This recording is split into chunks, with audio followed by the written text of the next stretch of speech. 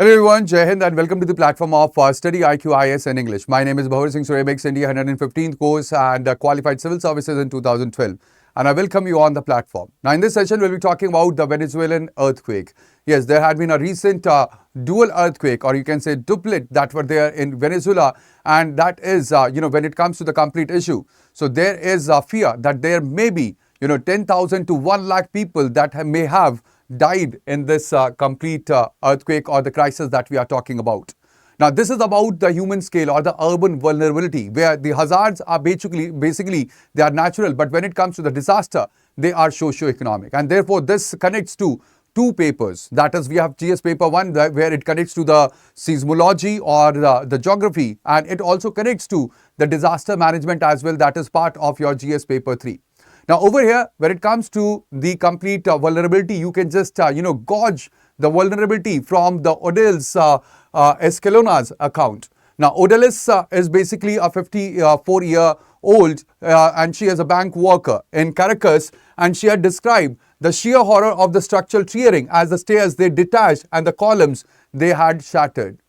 Then, when it comes to the upscale Altamira, so in Altamira, you can see that there is a 22-story high-rise which have collapsed instantly. And when it comes to the poor mountains, La Guera, so over here, unreinforced brick barriers, they slid down, crumbling the hillsides as well. Now, this is where we have seen that after the earthquake has struck the region or Venezuela, so there had been the broken power grids and even the damaged runways at the Simon Bolivar airport. And ultimately, the dry emergency systems, they have left the citizenship clawing through the rubble with the bare hands. So you can see the vulnerability that we are talking about and the scale of the disaster that we are talking about in this recent disaster that have struck Venezuela.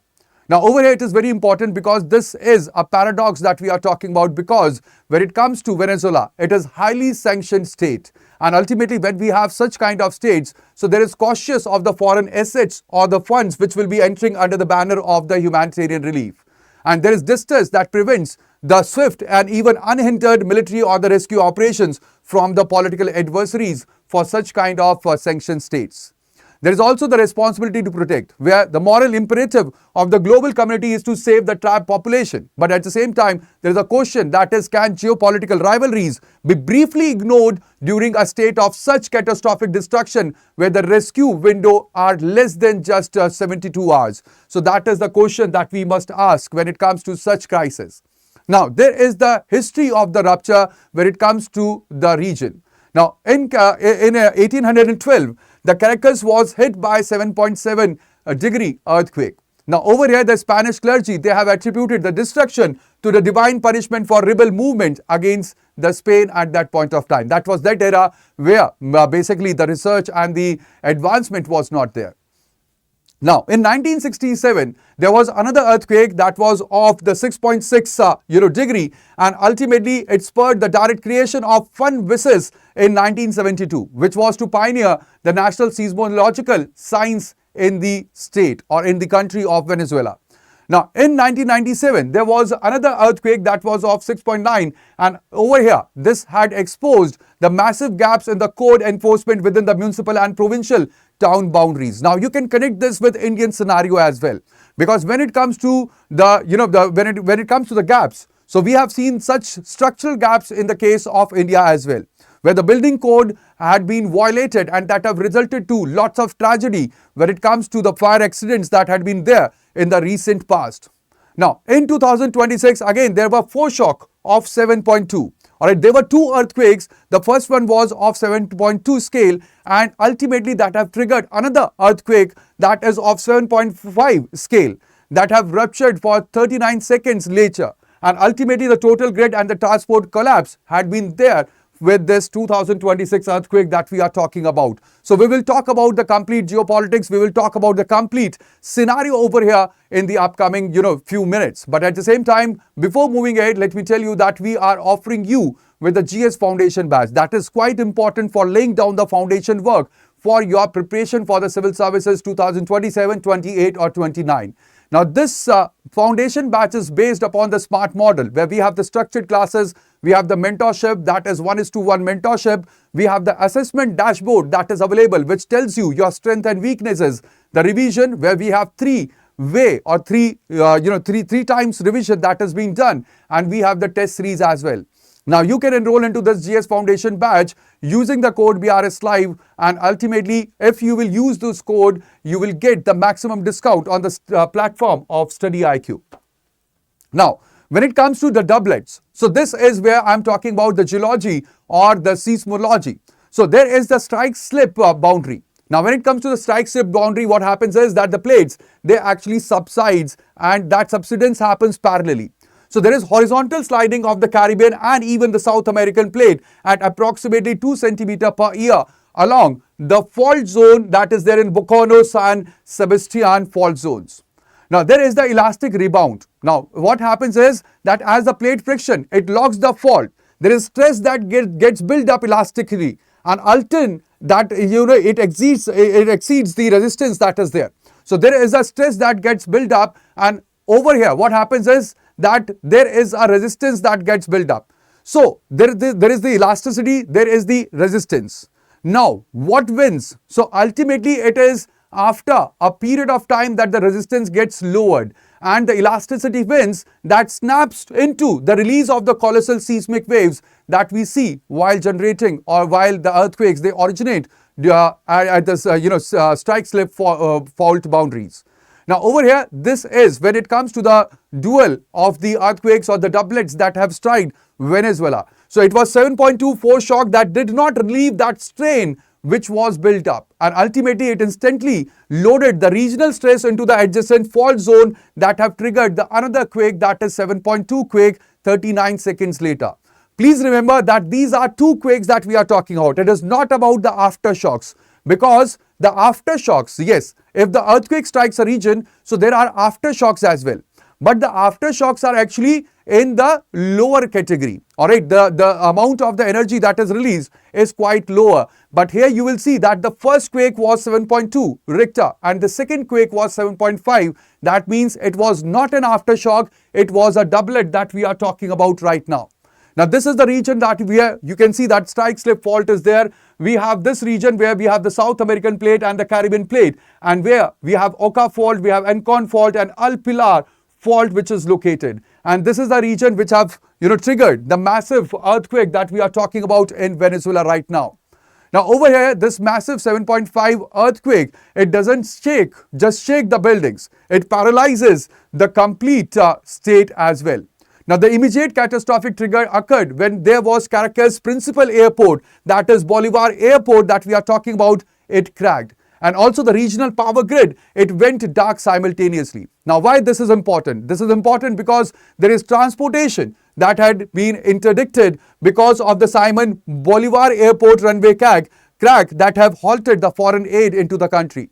There is also medical system that is in the shock because the trauma facilities, they do not have the backup power because of the years of the fuel and the resource decay, and there is digital void where there is complete loss of the cellular signals, deepened the humanitarian crisis or the coordination crisis as well. And that is why this is quite important to see over here.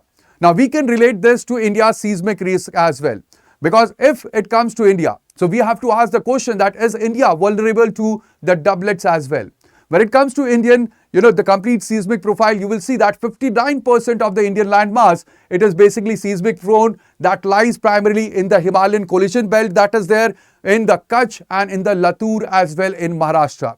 Now when it comes to the complete scenario, so we have the Disaster Management Authority which had been created through the architecture of National Disaster Management Act that was passed in 2005.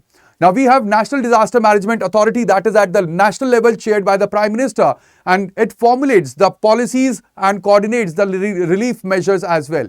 Now there is state level authority as well which is chaired by the Chief Minister and implements the state disaster plan, and then we have another third tier or the 3-tier level that is located at the district, that is District Disaster Management Authority, which is chaired by the district magistrate, and it is the actual ground action or the response hub that is at the district level. So over here, when it comes to the Complete Act, it is Sendai framework compliant, because over here we have shifted the India's urban policy from the reactive response for the disaster towards the proactive and systemic risk reduction and for building back better. This is also very important because when it comes to the gap, I told you that there are Indian cities that suffer from the unauthorized construction, the soft stories, and even the lack of code enforcement that have mirrored characters, and thereby we can lay a parallel when it comes to the earthquake risk in the India as well. Now, there are global institutional architecture as well. Like for example, there is INSARAG. Now, INSARAG is International Search and Rescue Advisory Group. It is basically under the UN network which sets the international standards for the urban search and rescue operations as well. Now, there is UN OCHA. Now, this is Office for the Coordination of Humanitarian Affairs, and it mobilizes and coordinates the international humanitarian aid during the time of the complex emergencies, like for example, the one that have struck Venezuela, and there is civil protection as well. Now, there are domestic agencies, like for example, in Venezuela, there is Protection Civil, and in India, we have NDRF. So they are basically responsible for the direct field execution of the life-saving protocols, and this is the global institutional architecture that you can see in the case of disaster management. Now, over here, it is very important that when it comes to the complete impact, it is not just about the loss of lives. It is also, when it comes to the complete impact, there is the domino crisis that we are talking about, where this complete impact, it shifts towards the socio-economic region or the profile as well. Because when it comes to the complete impact, there is the tectonic doublet, that rupture which has triggered the intense ground shaking and even the landslides and the widespread soil liquefaction. And this is the geophysical impact that we are talking about of this earthquake. Now, there is the infrastructural impact as well, where there had been immediate collapse of the runways, the rupture of the gas pipelines, and the grid blackouts, which have halted the hospital surgical suites as well. Then there is social or the sanitary impact, where there had been interrupted clean water system which will prompt the cholera outbreak that we have seen in the in the history, and there is extreme panic triggers, and these extreme panic that will trigger the looting and the urban unrest in the region as well. Now, there is the geopolitical risk as well, where there is a risk of the mass displacement that will spill over onto the nearby countries, like for example Colombia and Brazil, that will trigger the food supply inflation and the regional border crisis also. So that is that it has a cascading or the domino effect that you can see. But there is one thing that you will not see, that are the hidden dimensions.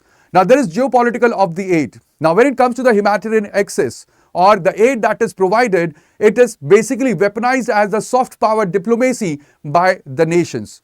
Now, over here, the struggle is between the various factions or the alliances that are aligned towards the USA or the Sino-Russian axis. Now, after the crisis reconstruction, there would be influence because of the aid that had been provided at that point of time. There is also disaster capitalism, where the private entities, they will exploit the systemic bypasses, the chaos to bypass the regulatory building codes or the structure, environmental checks, and even the labor protection laws also. There is also informal urbanization, because we have explosive, unplanned rural to urban migrations. Now, this has forced the vulnerable population to erect the dangerous houses on the highly unstable slopes that we have seen in India as well. And there is digital emergency network. We have the decentralized community communication tools, like for example, there is Ven app. Now, this bypasses the broken state networks to coordinate the citizen rescue groups as well. And this is quite important, because we can have such kind of decentralized community communication tools that could be used during such kind of crisis. That is very, very important. Now, you can, just map this with the same or the certain kind of disaster that have happened earlier as well. Like, for example, Turkey, Syria in 2023. So, there was East Anatolian fault, doublet, that have caused how closely timed ruptures, they obliterate rescue capacity and they collapse the buildings as well. There is global fault networks. When it comes to the strike slip fault, you will find that there are boundaries which are located in San Andreas fault, that is in California, USA. There is Dead Sea transform fault, that is in Middle East. They also face the similar compounding risk as well.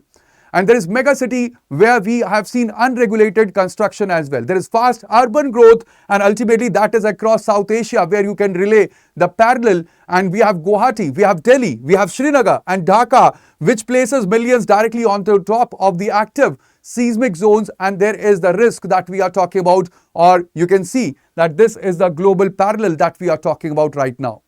Now over here, this relates to your paper 4 as well. Let me ask you, like for example, the communications had been completely broken down. Now you are the district manager and you have only one heavy rescue team that you have been left. Now, do you deploy them? You have two options. The first option is, do you deploy them to the first option, that is high-rise complex housing, central administration official, that is the highest political attention, or that has the highest political attention, and everybody is pressuring out that you should go and save, or you should send your rescue team to that high-rise building that is there. And then there is option B, that is unregistered mountains burial, where the thousands of low-income families are buried without any voice. So you will find such kind of questions in your GS paper 4 as well, and it is very important that whenever you are applying anything ethically, you have to apply the John Rawls wheel of ignorance and utilitarian. That is, you have to maximize the total lives to be saved to make the objective rescue decisions. That is what you have to think when you are taking this step. Now over here, you will be the tomorrow's administrator. Now always remember that as an administrator, you have to establish the decentralized emergency operation centers. Then you have to coordinate instantly with the NDRF and the volunteer groups which are there. Then you have to execute the rapid structural audits before the citizens can re-enter partially damaged buildings, and establish a real-time transparent public briefing to combat the panic-inducing rumors as well. And these are the steps or the checklist that you must take. So that will be all in today's session. Thank you very much guys for joining me over here. But let me remind you once again that we have the GS Foundation batches that you can enroll with the code that is BRS Live for the maximum discount. And also do not forget to like the session, to share this session with your friends, and also to subscribe to our channel so that you do not miss any of the updates in the future. I hope that this session was interested. Please do not forget to leave the like. I will take your leave. Thank you. Bye-bye. Take care and Jai Hind.